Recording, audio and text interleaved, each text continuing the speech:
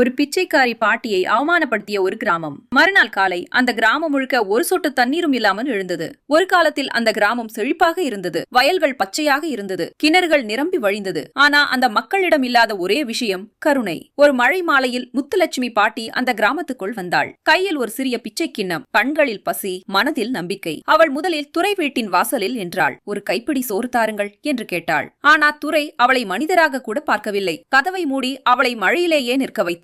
பாட்டி இன்னும் சில வீடுகளுக்கு போனாள். ஆனா எங்கும் உதவி இல்லை, எங்கும் கருணை இல்லை. அந்த இரவு கிராமத்தின் நடுவில் நின்று பாட்டி வானத்தை பார்த்தாள். அவள் கண்களில் இருந்து ஒரு துளி கண்ணீர் தரையில் விழுந்தது. அந்த நொடியில் காற்று மாறியது. மறுநாள் காலை கிராமம் முழுக்க அதிர்ச்சி. கிணறுகள் வறண்டு போனது. வயல்கள் கருக ஆரம்பித்தது. அப்போதுதான் மக்கள் புரிந்து கொண்டார்கள். அவர்கள் இழந்தது தண்ணீர் மட்டும் இல்லை, மனித நேயமும் தான். அந்த நேரத்தில் காவேரி என்ற பெண் மட்டும் ஒரு குடம் தண்ணீரும் ஒரு இலையில் சாப்பாடும் எடுத்துக்கொண்டு பாட்டியின் முன் மண்டியிட்டாள். பாட்டி அவள் தலையில் கை வைத்த நொடியில் வானம் கருமையாகி நம் கருமையாகி மழை பெய்ய ஆரம்பித்தது. அந்த நாளிலிருந்து அந்த கிராமத்தில் ஒரு விதி பிறந்தது. வாசலில் பசியோடு வரும் யாரும் வெறுமையாக திரும்பக்கூடாது. நீங்கள் இருந்தால் அந்த பாட்டிக்கு உதவி செய்திருப்பீர்களா? பாட்டிக்காக ஒரு லைக் பண்ணுங்க.